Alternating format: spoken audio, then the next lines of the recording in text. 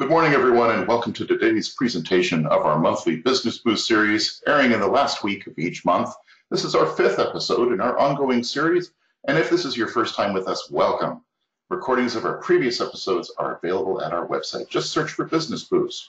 I'm your host, Randy Bowers, and I'd like to thank you for joining us this morning for our Working New Construction webinar, led by Denise Lonis and our CEO, Shauna Nath. More introductions for them in just a moment.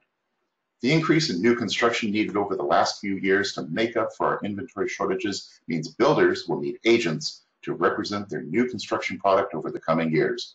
No matter whether you are considering site sales or simply representing a smaller builder with 1 or 2 homes for sale, today Denise will be showing you the types of information that you can provide to your builders that they will be wowed by, how to position yourself as a new construction expert, the different materials and information that potential buyers need, and we'll discuss how to create a follow-up system to keep them engaged with either the product that you represent or the other information. As I mentioned earlier, also with me here today is Lonis Group CEO, Shauna Nath. Shauna, how about we get things going here? Denise has a lot of great advice to share on new construction. Oh my goodness, yes. Well, welcome everyone to Working New Construction with Denise Lonis. I am Shauna Nath, CEO of the Lonis Group, and today Denise is going to cover the ins and outs in working in new construction. And you may not know, but Denise has an extensive new construction background. She's worked with the National Association of Home Builders, the Master Builders Association, as well as many, many noteworthy builders across the country. She has designed sales centers, trained new construction sales teams, and marketed some of the hottest developments across the country. New construction, you could say it's a passion of Denise's for sure. And what you're going to see today is actually just the tip of the iceberg when it comes to the new construction systems and savvy she's developed over the years. And as Randy said, if you've got questions along the way, please don't hesitate to ask via the webinar interface, and we're going to get to those questions at the end. And if you're wondering how you could possibly implement these tools on your own or in your business system, we're going to show you how to do that as well.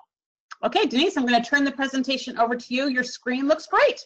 Fantastic. Well, good morning, everyone. Shauna is definitely correct that new construction, I think from the time I was very, very young, and even before I started selling real estate, I love new construction. I love nothing more than going to new home sales centers, and I loved those great big topographical maps that lit up, and I just was like fascinated by the little mini worlds in front of me. And I think that's where I first learned to love new construction. And then when I began selling real estate, I was working as a residential resale agent, just like most of the people on this call, and I happened to meet a wonderful gentleman.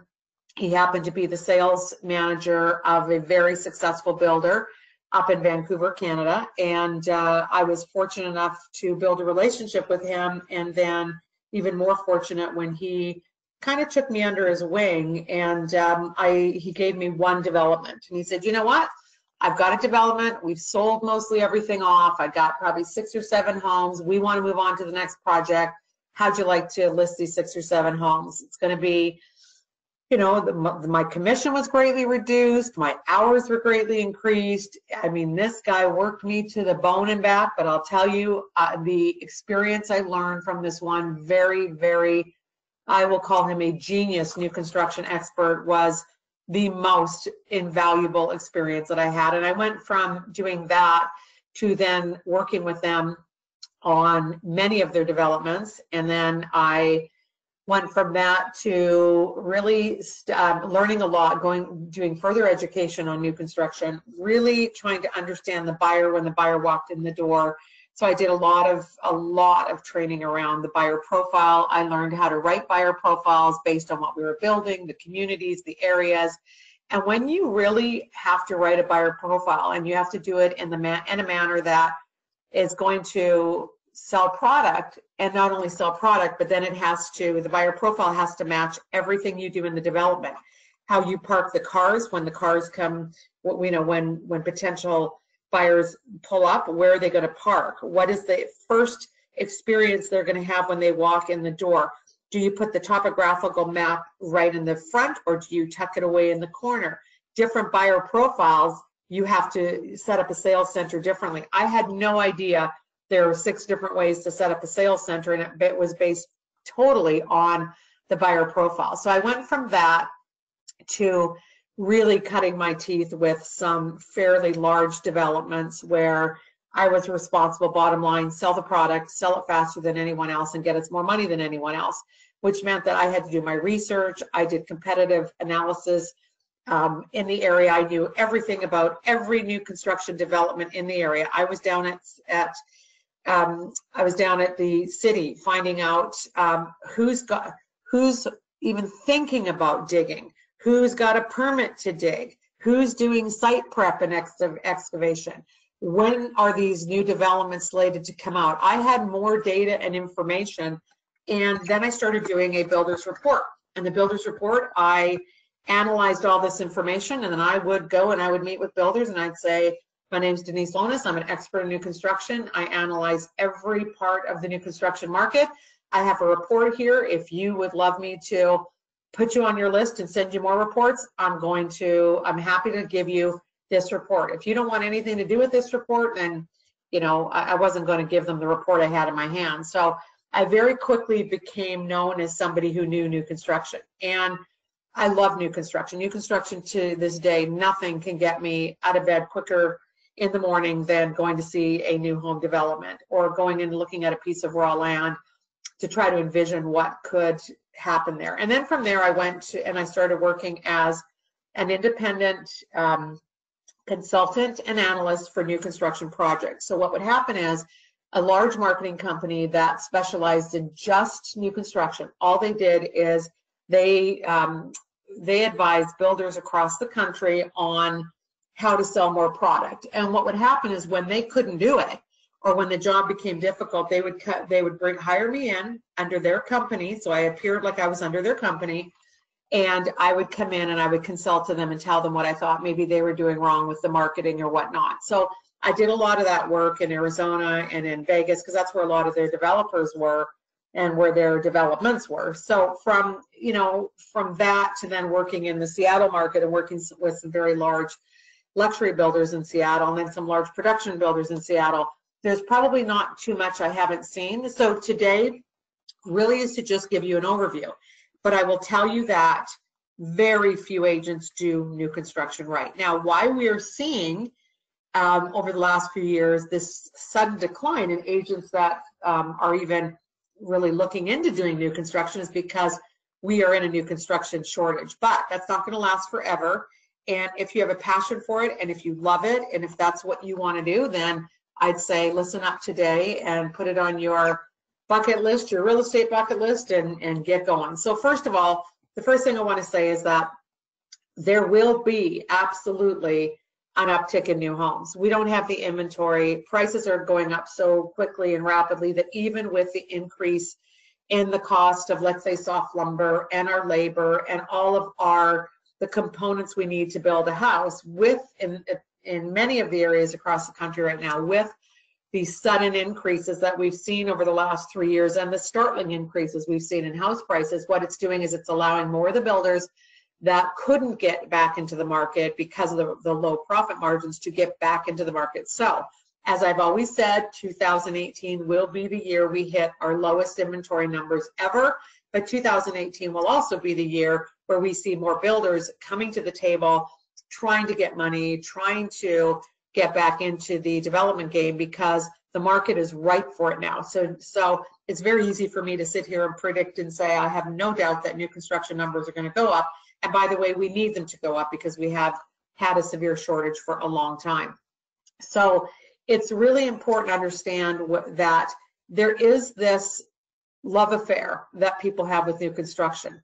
And it's not just a few people. It is a lot of buyers.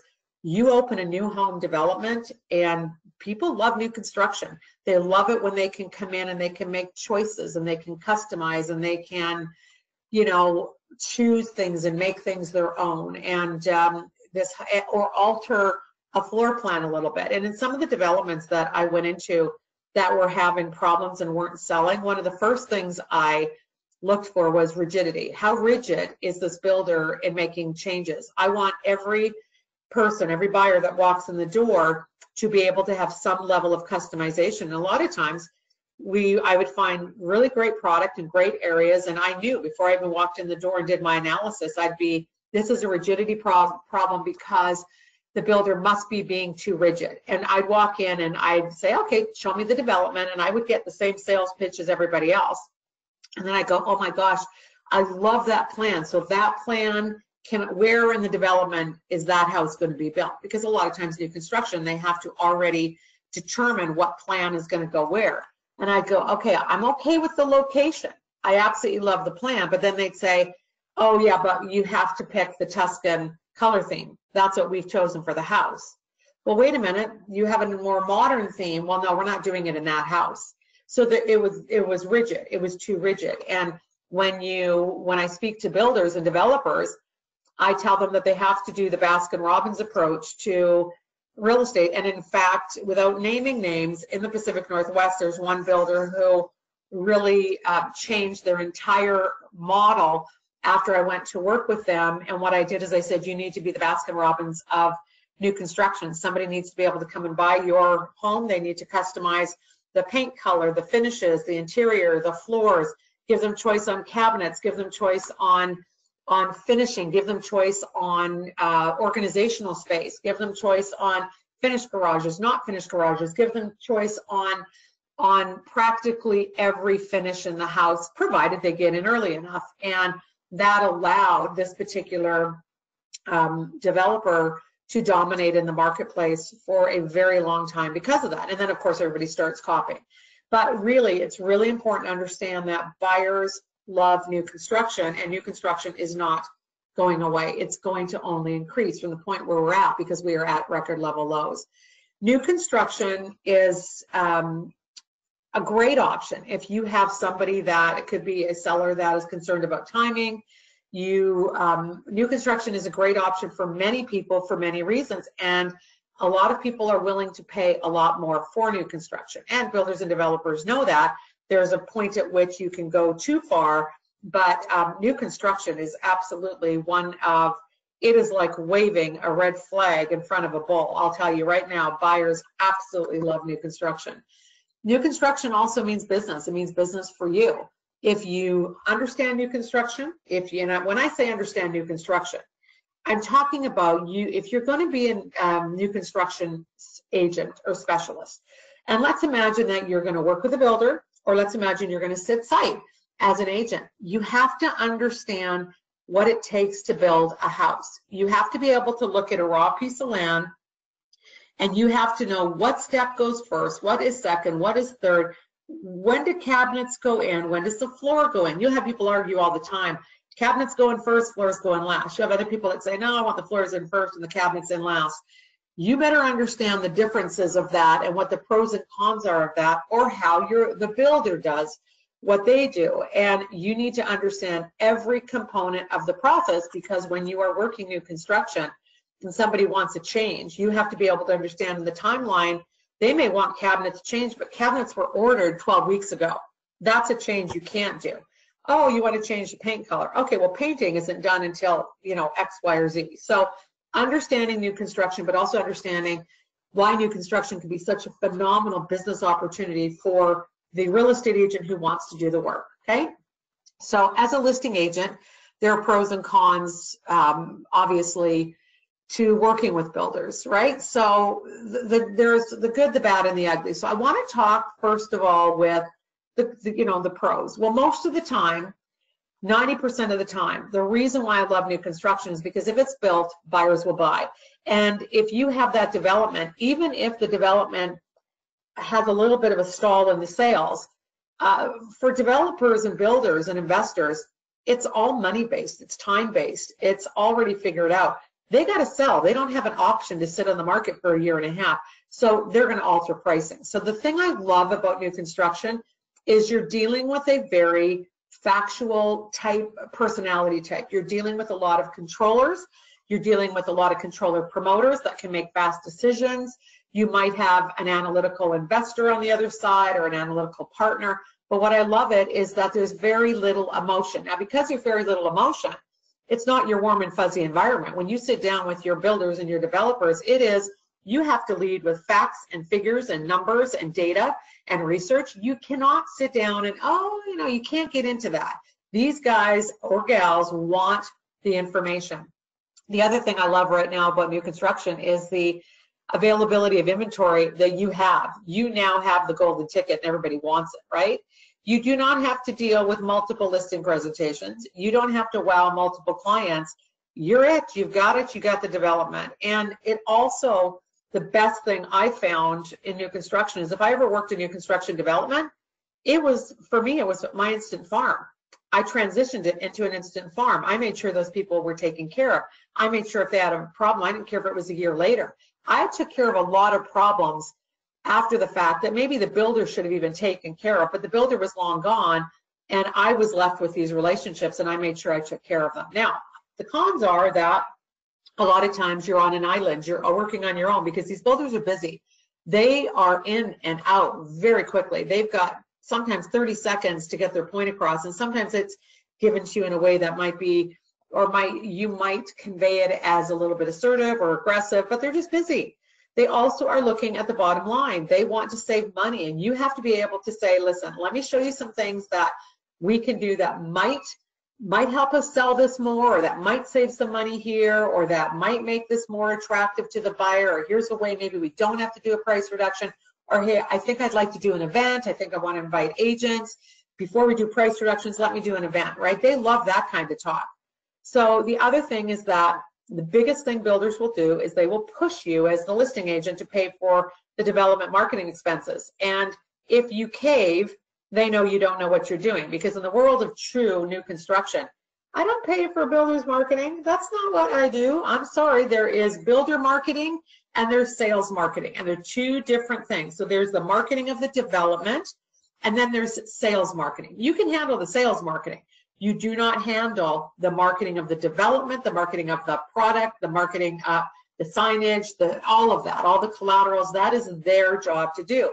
It's any builder that's been around, that knows anything about building, knows that there is a percentage that they have to have on their bottom line. Every lender needs to see it. I mean, this is just, it's new construction 101. However, if they can get you to pay it, why not? Because it's going to save them a lot of money. Also, there is a lot of time that is for you, unfortunately, that has to be devoted to sitting on site, being on site. The builder may encourage you double ending to maximize your commission, or to double end so that they can reduce the listing side. And I see a lot of builders doing that these days, saying, okay, I'll give you the development, but here's what you're going to be paid, but hey, I'm giving you the golden ticket, and you're going to get other business from this. And you have to be able to balance that.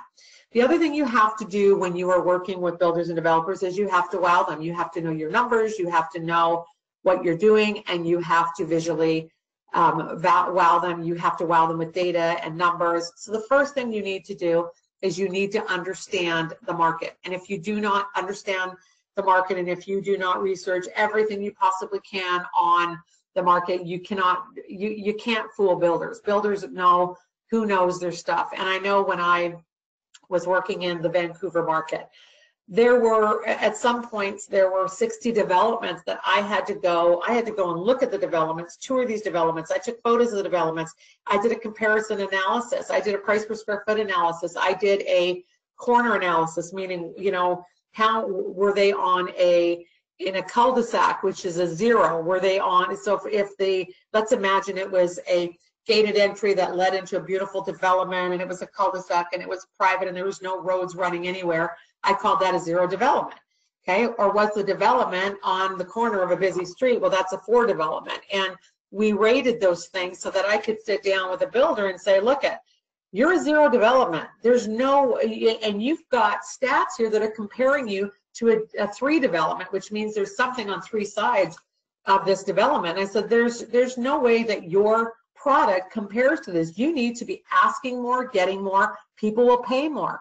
But what happens is the stats they're getting, and oftentimes they will hire an appraiser, a new construction appraiser expert who will come in, and they're not necessarily doing that. And they're looking for those numbers. I'm looking for those emotional stats, the stats that prove that people will pay more money. So when you start talking to a builder like that, they know you know what you're talking about.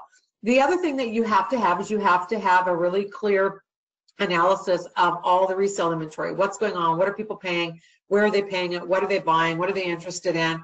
You also have to have a competitive analysis. You need to know every single new and I don't care if it's one small development to a super big development, anything that is anywhere near the price point or area that somebody could fall into, because it kind of is in the same realm. And the same realm is maybe it's similar square footage.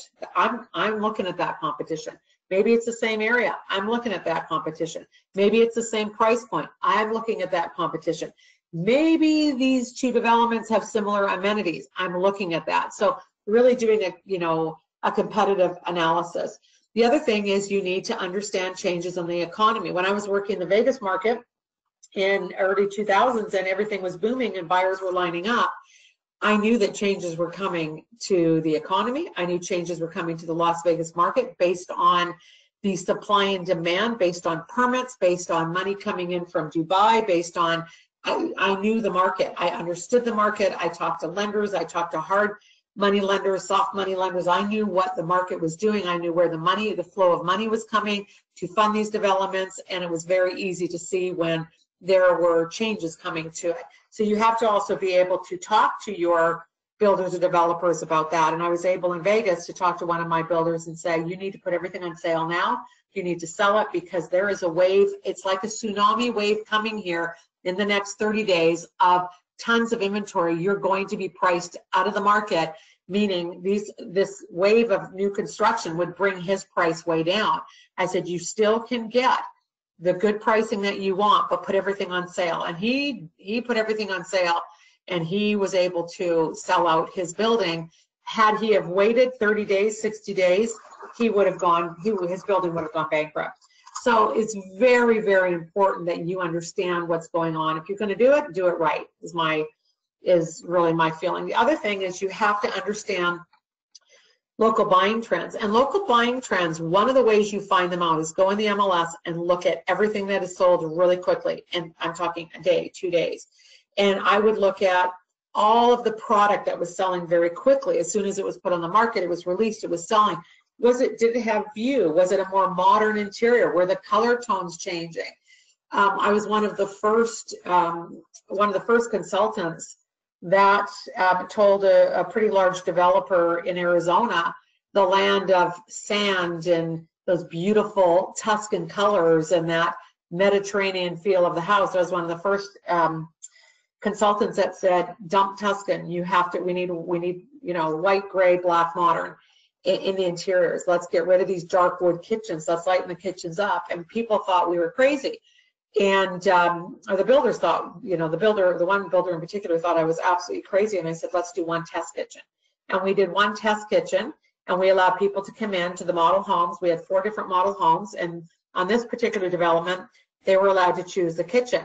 The minute they walked in and saw this beautiful white kitchen with a gray island, and so we had a gray island, white cabinets, we couldn't sell any of the other kitchens. Everybody wanted this new kitchen. So that was the builder taking a chance on a trend that I saw coming, and then from that point on, it was very much changing the way they built their kitchen. So having a voice, finding out what the trends are, following that, really understanding where buyers were willing to part with their money. The other thing is there were all these trends on, oh, the buyer wants this, the buyer wants that, and I said, well, let's go back and look at all the transactions that we've had over the last 3 years, and let's look at the options and upgrades and where people actually spent their money. And what we found was, when it came to people taking money out of their pockets, what they really wanted was they wanted garage organizers. They wanted closet systems. So what we then did is I said, okay, to give our development an edge, I want every master closet to come with a full, and I mean a beautiful, gorgeous closet system. And we were one of the only builders at that time that were doing, and I'm not talking about wire racks with a few pull-out wire baskets. I'm talking about beautiful master closets and having a garage system that when you open those garage doors, there were built-in cabinets, and there was a place for bikes and balls and sporting equipment. And that particular development, people walked into those master bedroom closets and they wanted them.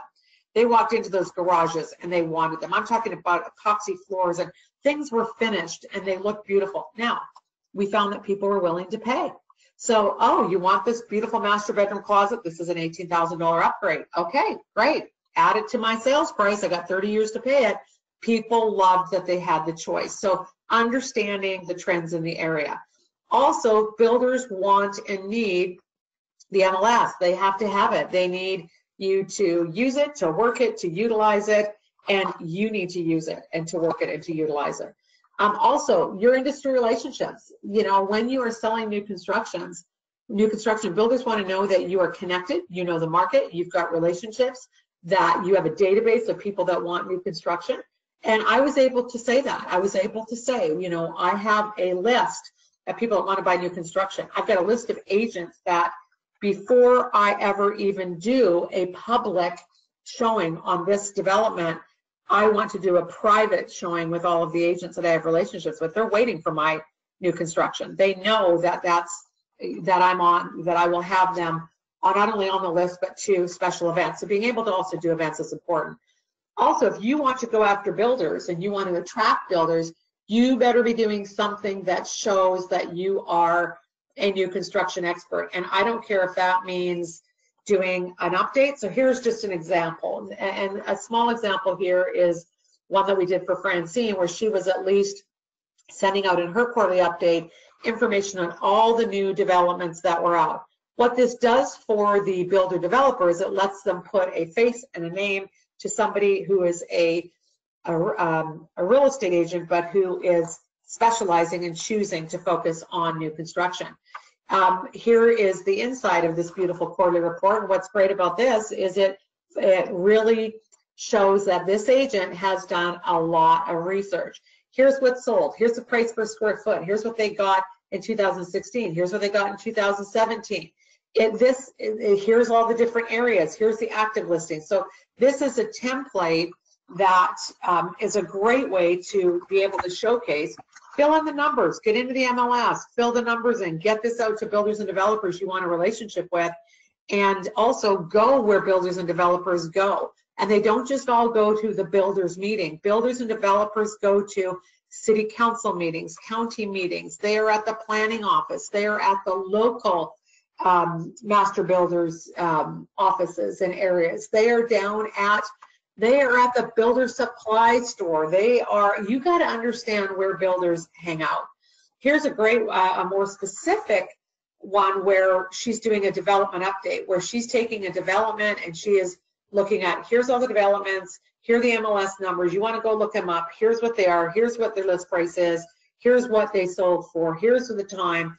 And it's pretty easy for another builder to look and say, wow, somebody had a 0 days on market. Whoa, Quadrant had some pretty good action there on that lower, smaller floor plan really was pretty popular. And you're able to go through and just, again, showcase your expertise. And when you're working with a builder and you're thinking about doing a builder presentation, when I sat down with a builder, one of the things I would always present to them is I would present to them a plan timeline. So I would sit down, and my pitch to a builder when I'm trying to explain my sales and marketing timeline, I would sit down and say, in order to successfully sell a development, it's really, really important that the agent that you have working with you understands the branding that's involved in this. And the branding isn't just branding the particular development. It's about branding all the marketing that goes out for this development. How long is that going to take? I sit down with my builder, I interview my builder, and we go through a timeline.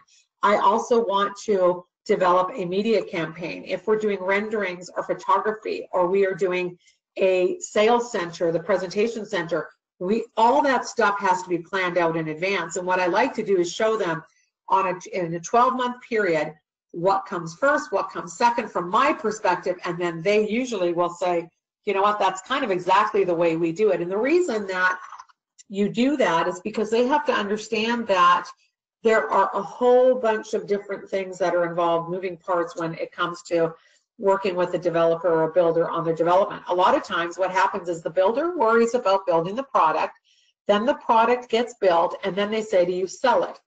There's been no thought to presentation center, and I don't care if the presentation center is something that maybe they say, we don't have enough money for a presentation center. You always, as an agent, have to get and encourage that there is a budget for a presentation center, because we, good builders, smart builders, production builders, volume builders, luxury builders, they don't even open a site unless that presentation center is ready to go, because people don't buy just walking in looking. They need to understand the full picture. So having that presentation center is important. But when I sit down with a builder and I'm able to say, it's really important that we plan some special events. It's really important that the broker community understands that. That means we have to have some broker initiatives. It's really important that the presentation center that we get that completed and ready to go, and we start working on it today, even though we may not have a build out for 7 months. We're going to start working on that center today. Also, what about all the potential clients or current clients that this builder or developer might already have? What about doing a special early reservation? What about doing an early event? What about doing an early bird special? What about doing a buy now and get some kind of bonus? Like a lot of times, you know, you have these events, and for people that come to the event, they're given a $1,000 certificate at the event to go towards their closing costs. What about that? What about your marketing campaign? So there's a lot that goes into new construction. But for me, being able to sit down with a builder or a potential builder saying, you may do some of this, you may do all of it, you may do none of it. I want to show you what I would recommend. I'd like to talk to you about timeline. If you've thought about timeline and you put this in front of them, and I guarantee they're going to look at you and say, okay, well, this is interesting. Here's what we will do. Here's what we can't do. What are you going to do? And that's where you talk about the part of it that you will do. So very important to have something in front of this builder when you sit down with them. The other thing I like to do in new construction is I like to do predictions. I think predictions are important. I think it's important that when you're sitting down with a builder to let them know, okay, here's what we're dealing with. We've got this happening in the existing home market. This is happening with other new home sales. This is what we've got for housing starts. If we look at our employment growth, if we look at our purchase and sale contracts, we look at housing affordability and inflation and where consumer confidence is, I think this is going to relate to pricing this way. So the reason I like doing a current economic monitor for them is because I use it to help them with pricing. So if they say, well, we're going to price these homes at $659, and let's say that's the price they've come up with, I will challenge them and say, why not $679 and why not $639? Why $659? I want to know what they have to say. And a lot of times they'll say, well, I don't know, we ran our numbers and that's what works for us. And it's not about what works for the builder, it's about what the market will do. So that gives me an opportunity to either help them get more money or to help them sharpen up or to get more realistic. But that's where I bring out the economic monitor, and then I also bring analysis of what everyone else is doing, what the results have been. And a lot of times I've pushed pricing for sellers and I've said, you're too low. $639 is too low. We could put this stuff at $699 and we're going to have a lineup, multiple offers. Other times I've said to a builder, there's no way you're going to get $699. It's not going to happen. And if you open at $699, it's going to be a disaster for you. If you price it at $639, even then you're going to have problems. This is a $619 development. They may not like to hear it, but the thing is you only have to ever have that conversation once, because when you work with a builder and they see that you know how to price, they very quickly learn to respect you for what you are, which is a real estate expert. Also, attracting clients. You have to market the community. Marketing the community is huge. How do you market a new home community? What does that look like? And I always look at it as being a triangle. So I want to attract real estate agents, I want to attract potential buyers, and I want to attract the media. So that's my triangle. People always forget the media. The media is always looking for new developments, new information, new stories, new this, new that. I cannot tell you how many on-site events I had with local radio stations where I'd bring a radio station in for an hour and they'd be talking about this incredible grand opening event and come on over, first 100 people get their certificates for purchasing. I mean, you have to market three things: the buyer, and you cannot forget this, the agents and the media. And the media today includes television, radio, PR. I mean, all those things and online, social media, all those things. So the media is not just traditional, it's also current media, which is social media. So marketing the community is extremely important. Now let's talk about marketing and marketing costs and what your role is and what, you know, and by the way, who pays for that? Let's imagine you want to market the community and you want to bring a radio station in, or you want to have an event. Who pays for that? Well, let me tell you, industry standard. Industry standard is very simple. And you have to know this. And if you don't know it, the builders will take advantage of you. When I sit down with the builder, I say, what's your marketing budget? And they go, well, that's where you come in. I say, well, I come in with the sales budget. So I will talk to you about my sales budget. What is your marketing budget? So if a home is built, let's imagine you have one house, and that house is going to sell for $500,000. 1% of the sale price, or $5,000, needs to be kept aside for marketing. Bigger developments, I would recommend 2%, but let's use 1% as an easy number. The industry standard is 1% to 2% for marketing, okay? So let's imagine you have 50 of those homes at $500,000, then, and you've got 50 times $5,000, what's your budget? That's $250,000 for marketing. Let's say you've got 10 homes at $5,000. It's a $50,000 budget. With that $50,000 budget, you plan your events, you plan your beautiful, incredible signage and marketing and mailers and et cetera, et cetera, et cetera. That is your marketing cost. If there is a beautiful video done of the community, if there's a website put together, that all gets paid for with the builder's 1% marketing budget. Now, what a lot of builders do is they interview agents, and they interview agents, and I used to compete against this all the time. I'd walk into a meeting with a potential builder, and he'd start out with, look, we get it that you sell new construction. We just want to know, what do you pay for? And I'd say, what do you mean, what do I pay for? Well, you know, we've had agents in here, they're going to pay for the video, they're going to pay to do a topographical map. I'm talking a custom thing that might be a $23,000 topographical, beautiful map that looks like little Legoland. And these agents were really promising upwards of $30,000 to $40,000 of costs. And I would sit there and I'd say, well, guys, you know, that's ridiculous. That's absolutely ridiculous, because you're supposed to have a marketing budget. And I get it that you think you're going to save money by draining the bank account of that agent, but that's not how it works. If we want to work together, I need that budget that you have to create all these incredible events. And then the budget I have is going to be to attract people. So that might be with my databases, and maybe I do some custom mailers, and maybe I do some custom pieces for them, and maybe I do beautiful, incredible photography, just like I would with a traditional listing. You should not have a big other expense just because it is a builder. The builder has to have a budget. And if I work with if a builder says to me, sorry, you got to pay for it all, I don't work them. I don't do it. And the reason I don't is because right off the bat, that tells me that this particular builder does not respect the agent-builder relationship, and I don't want to start off on bad ground. It is a 1% minimum marketing budget. So what I say to the builder is, look, I want to be free to create and to help you sell this project and development at top dollar. In order to do that, we need that 1%, and we need my sales budget. Let me tell you what I've budgeted and what I'm willing to do. But with your 1%, here's what I've already calculated. And before I've even gone in to that appointment, I already know. And if you don't know before you go to talk to a builder that they're building a site that's got 28 homes, if I already know that the budget is supposed to be $265,000 for 28 homes, I'm going to say, what I've done now, guys, is I put together a plan of the most effective way to spend $265,000. And let me show you why. Let me show you what I've done. Here's my social media campaign that I want to do.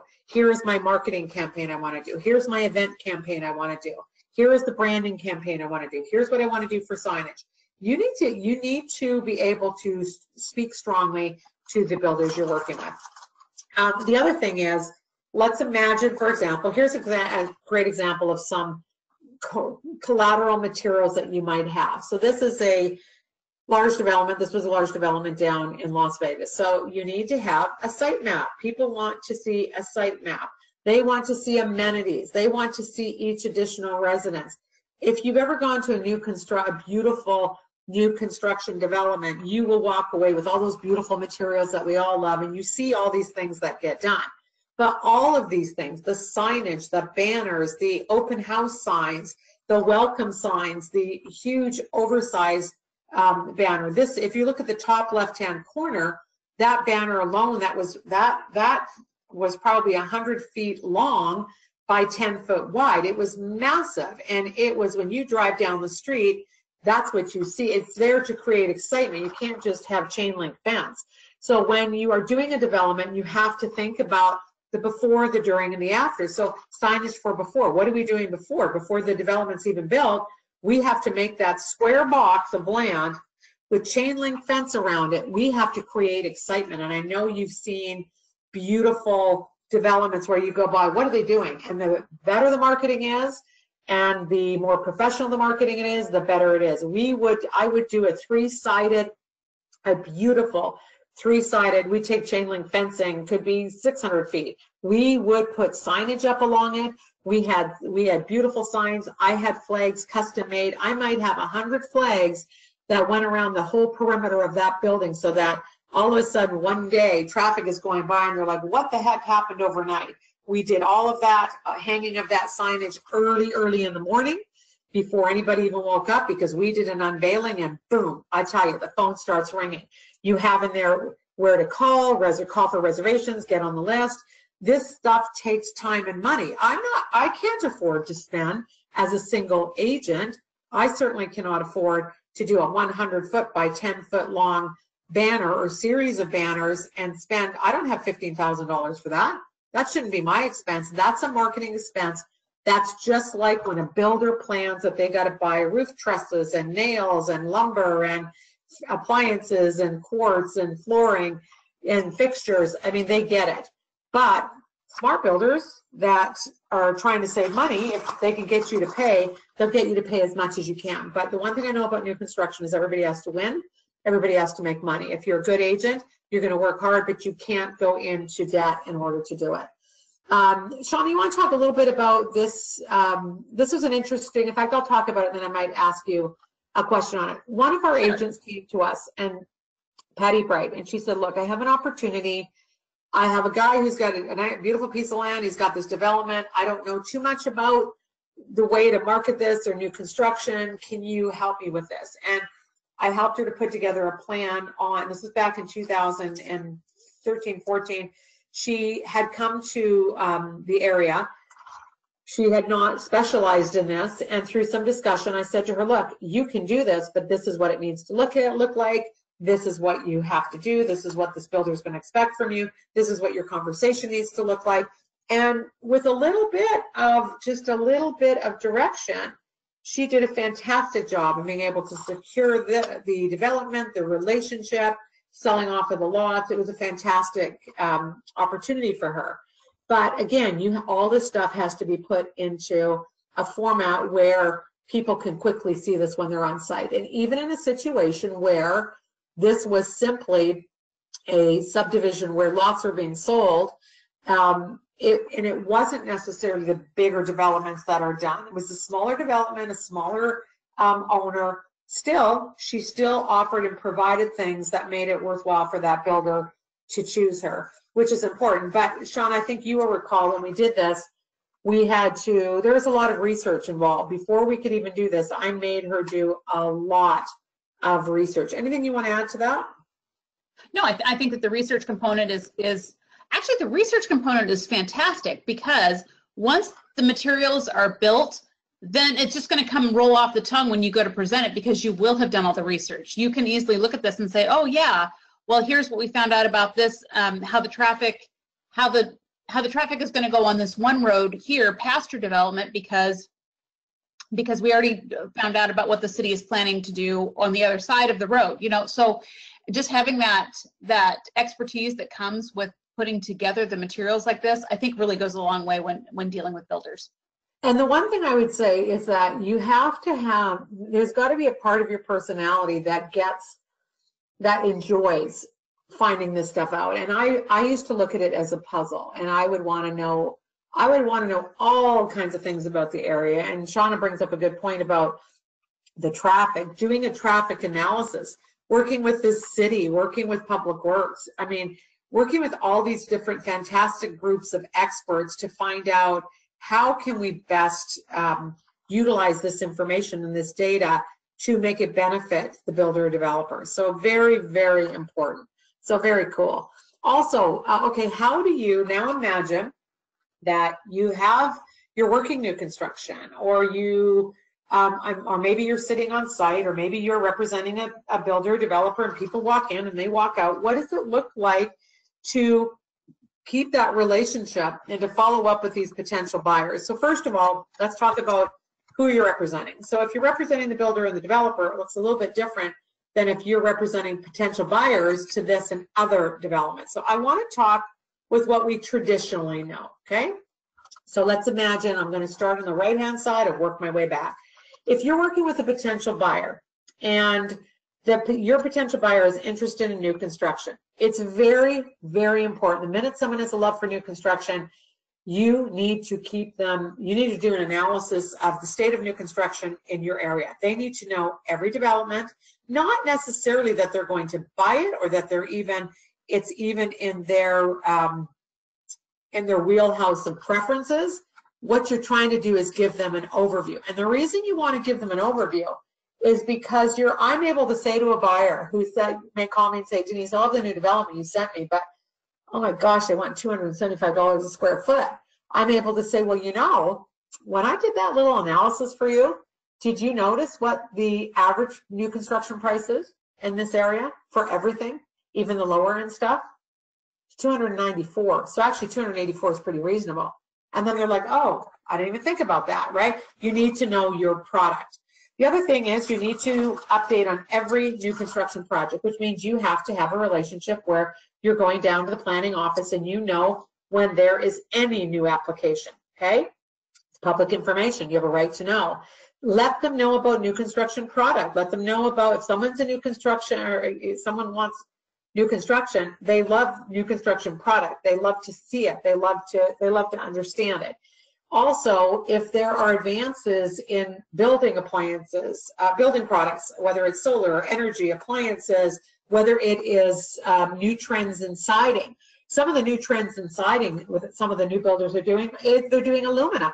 They are doing, there's all kinds of new, it's a new modern looking aluminum, or you're having the 4x8 sheets for siding, which is more of a commercial modern look. There's so much new stuff out there, but then you better know about it. You better know that just because somebody's building out there with a 4x8 sheet for siding, that if they don't know how to install it, and that if the builder has not installed it correctly or used a certified installer, that you're buying a house or a product, that if the siding goes, even if you contact the siding company that gave you the warranty, that guess what? They're going to come out and they're going to inspect it and they're going to say, well, yeah, it's our product, but it wasn't installed correctly. You want to make sure if you're buying any kind of new product like that, that you don't just buy the product, you get the company to certify the product prior to you signing on the dotted line. So you just make the offer subject to having the siding certified by the company that makes the siding to verify it was done correctly. Things like that. When you're talking to buyers and they know that you know what you're doing or talking about, and I said to everybody that wants to work in either the new construction or the luxury market, you better know every new product out there. I don't care if Wilson Art comes out with a new laminate, you better know every name of every color. You better know what you're doing. You better understand what is out there, what the new trends are. There are new trends that come and that go, but you got to understand them, because what happens is the trend comes in, not enough people buy it, and then it goes out because the price becomes prohibitive. You got to know that. Also, you have to understand, for potential buyers that are wanting to buy new construction, you have to let them understand what the representation looks like for you, representing them working with the builder. Because a lot of times your representation gets limited sometimes when you are helping someone buy a home in a new home community. You're kind of taken out of the picture a little bit. They're dealing with the salesperson on site there, and I want you to stay, I want your representation to be there. I don't want you just handing that client over. and anything that they need to know about buying new construction, whether that's financial or warranties, or whether that is anything about any thing in the area that may change or may be altered after this development goes up, things like that that they need to know. People that want to buy new construction definitely want to be kept informed. And then if you're working with a builder, one of the things that is really, really important, if you're representing a builder and developer, you need to make sure that you are coming up with really great ideas for them. First of all, you might be talking to them about new features. You may give them suggestions on floor plans. I cannot tell you how many times I would say to a builder, this finish isn't working. People are walking in, they're not excited about it. They should walk into a kitchen and I need to hear something. And they're walking in and walking out. We got a problem with the finishing in the kitchen. Home warranty. I remember working with a builder and rewriting his entire home warranty plan for him because buyers would get ready to buy and then they'd be like, what do you mean he's only got a 1-year warranty? Well, what's that? And I would say to the builder, you've been in business 30 years, and 30 years you've had one issue, provide a longer warranty. Right? So if you're working with the builder and you're representing the builder and the developer, your job is also to help them to see how they can sell product better, creating builder specials, being very smart about how you do new lot releases. It's very important not just to open up a development site and to let 30 lots be developed all at one moment. That is a kiss of death because you got like little spots of housing everywhere. It's got to be controlled lot release. Your open houses and the events that you do, you're representing the builder. These events have got to really attract people, and you better put some thought into it, because the worst thing you can do for your builder is have an open house or an event where nobody shows up. Also, doing timed open events. Don't do an open house from 12 to 5 o'clock or an event from 12 till 6. Do an event from 12 to 1:30. You want everybody there as in a combined short period of time. You want to invite the media. You want this event to create excitement, right? So all of these things, giving also updates, whether those updates are about new landscaping. Let's imagine that we're working on the project, there's some new landscaping things that are going on. If I'm working for the builder, what I want to do is all these things are an excuse for me to contact people who have already come through and seen the homes. Hey, we've got a new lot release. Hey, we've got a builder special we're doing. Oh, we're doing a special event. Oh, we got a special open house only for people who have been here before. We've got a new finished home, and we are doing a designer interview from 12 to 1:30. Come and meet the designer of the finished model.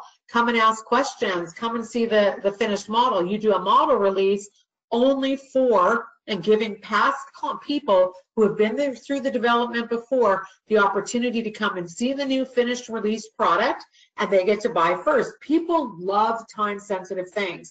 Updates on, maybe there's new retail coming in, but all these things are critically important. Who are you representing? And also, when we look at any kind of comparative analysis, what I am preparing, whether that's for my builder or whether that's for buyers in the area or people that want to and are interested in new construction, I'm doing a product feature comparison. I look at every builder, every development, every area, and I'm looking and I'm saying, okay, what do we got here? What's the square footage of these homes? What are the bedrooms and baths? What are the community amenities? How are these, how do these different developments compare? This is the kind of information you need to wow your builders and wow your clients as well. Also, Shauna, I want you to talk about a little bit about New Tradition Homes, because we did so much work for them, and I know that they are very near and dear to our hearts, and I think you should address this.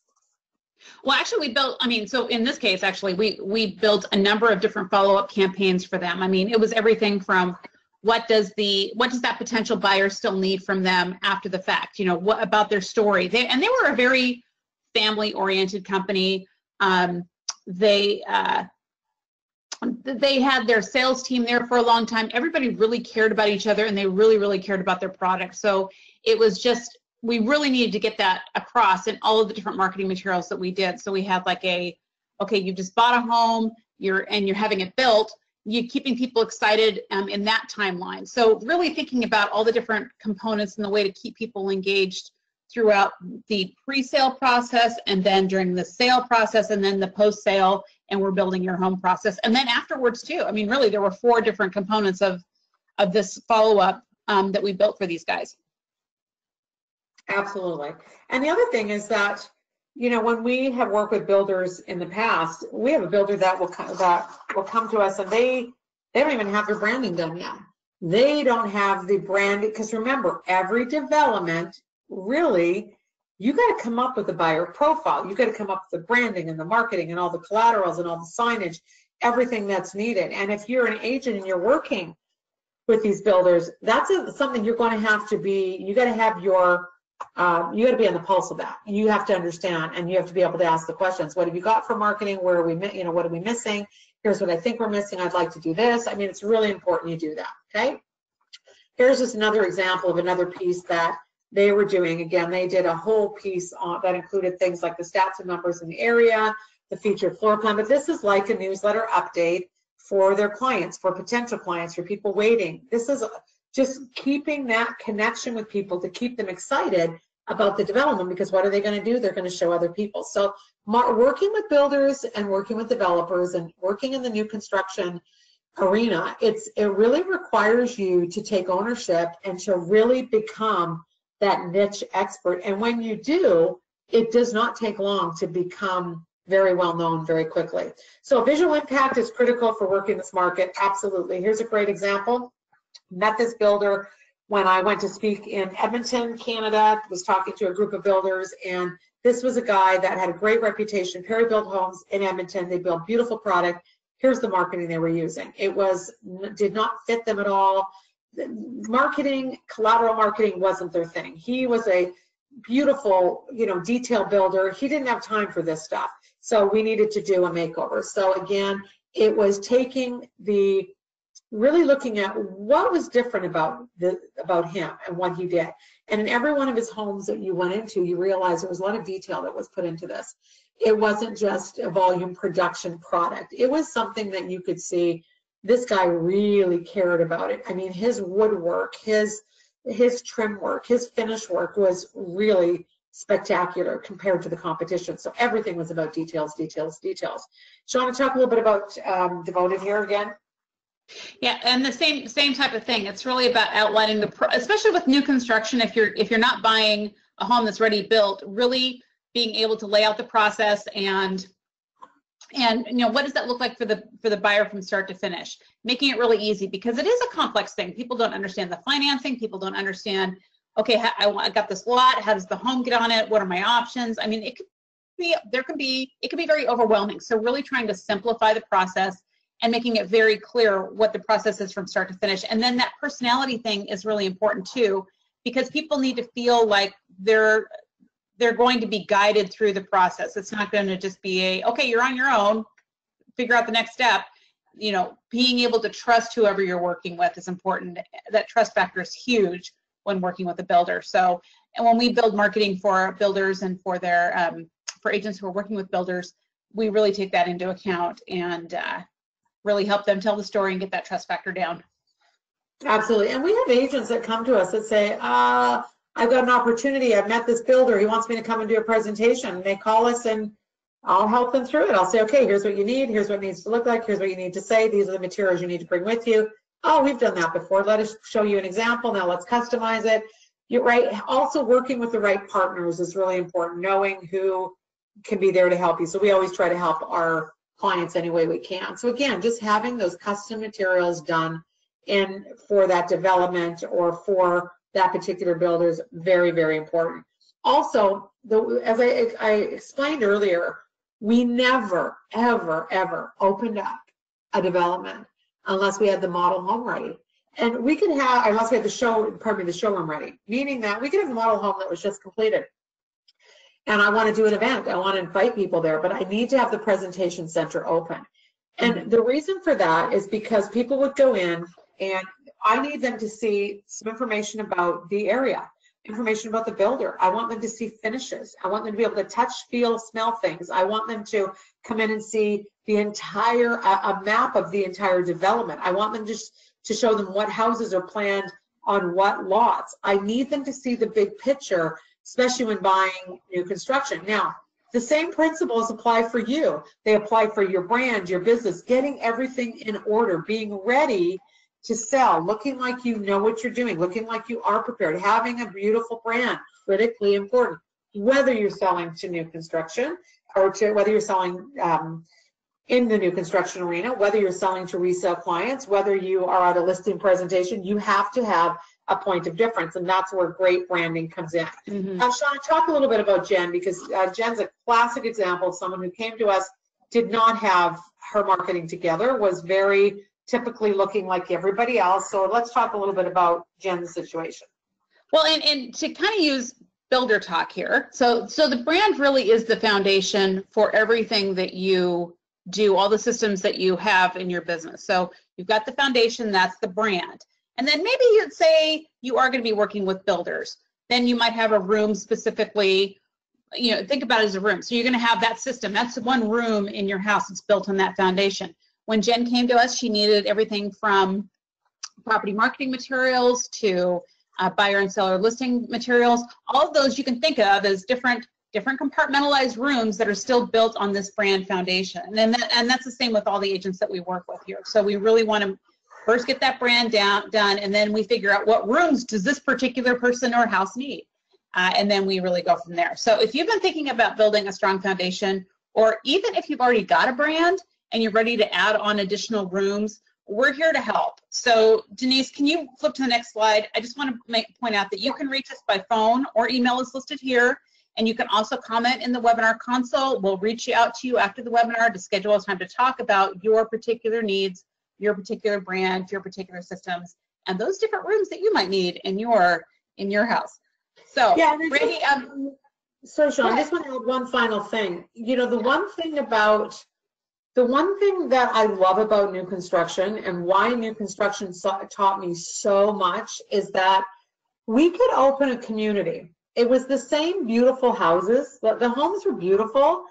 And if we did what we called a fast opening, where we didn't have all that stuff in place, we never had the same excitement. We never could get the same pricing as if we did what we call the slow opening. A slow opening is where you restrict the housing. You have everything is in order. I'm talking signage, branding, marketing, event marketing, everything is done in advance, ready to go. And I think where agents get a bit overwhelmed is that they kind of get stuck in this, well, my office has a brand, I guess I'm with this company, I use the branding. It's not just about the branding, it's about what are the tools, what tools do you have when you sit down with a seller or a builder to say, I want to represent you, I can help you, here's what I can do for you. And if you're too generic, and all you have to lead with and present is what every other agent in your office is presenting, you do not have the competitive edge. So the branding part of it is critical, but the tools that you have to present are even more critical. Absolutely. Absolutely. Randy, we'd like to go ahead and open it up to, if we've got a couple questions, we can take those down. You bet. Denise, thanks for that great presentation. That was an impressive amount of information. I think we could have gone into depth on this all morning. We're going to move on to questions. All right. Again, if you've been listening and have a question, just open the webinar control panel and type your question in. Our question and answer period here is going to be pretty short because we're short on time, but we will do what we can. Denise, a lot of our questions here are from agents who are not very familiar with getting into new construction yet. So here's what we've got. Denise, I have never worked new construction. Understanding every part of it sounds intimidating, but I want to get there. What's the very first place I should start on the road to becoming an expert? Okay, the very first place you need to start is with data, and not just the MLS. I want you to go to two places. I want you to go down to the city, and I want you to get a list of any new developments that are coming at any point. I don't care if they've just put in a preliminary application. I want you to know what's coming out there. The next thing I want you to do is I want you to go tour every single new home community that's out there. That is residential, that is multifamily, that is, I mean, you name it. Anything that says new on it, I want you to go look at it and I want you to start compiling information. Then the next step is you got to get yourself a brand. And the reason I say that is because you need to have those key elements for a builder. So let's say you have all that data. What are you going to do with it? What are you going to put it on? I want you to start getting to know the builders in the area and letting them know that you sell new construction. New construction is a passion of yours. I don't care if you've never done a new development. I remember never having done a development before, and being able to walk into someone and saying, listen, here's what I know, here's what I've learned, here's what I want to put into practice, and I need a builder who is going to give me a chance. But if you give me a chance, this is the reporting you're going to get every week. If you give me a chance, here's the marketing I'm going to do for you. If you give me a chance, here's the communication I guarantee you're going to get. If you give me a chance, this is what I'm going to do. And being able to, this is what my marketing plan looks like, being able to have those things in order, that will give you the confidence. There's no doubt. Awesome. Okay. When I walk into a planning office for the very first time, what should I be doing? You're going to say to the planning person, hi, I am a real estate agent, and what I want to do is I want to, first of all, find out any new construction or new developments that are in process right now, and I want to start there, and then I want to find out how do I get on your list to be notified of any new developments. And they might say, oh, go to this website, or they might say, oh, hang on a second, let me get you all that information.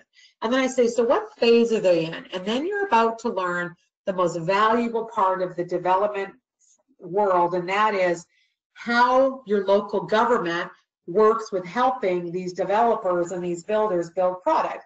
Because there's so many different phases, right? You just don't get to go in and say, hey, I want to build this. There's the preliminary phase, and then you have to get, depending, you might have to do a neighborhood review. So you might have a neighborhood review phase. There's the public works phase. There's so many different phases. You learn about each phase, and you start going to those city council meetings anytime there's anything to do with new construction or new development or a new plat or a new anything in the area. Pretty soon you're going to meet the right players. You're going to know what you're going to understand. When you're talking to a builder, I was able to say, I was down at the city. I found out that your neighborhood review did not go real well.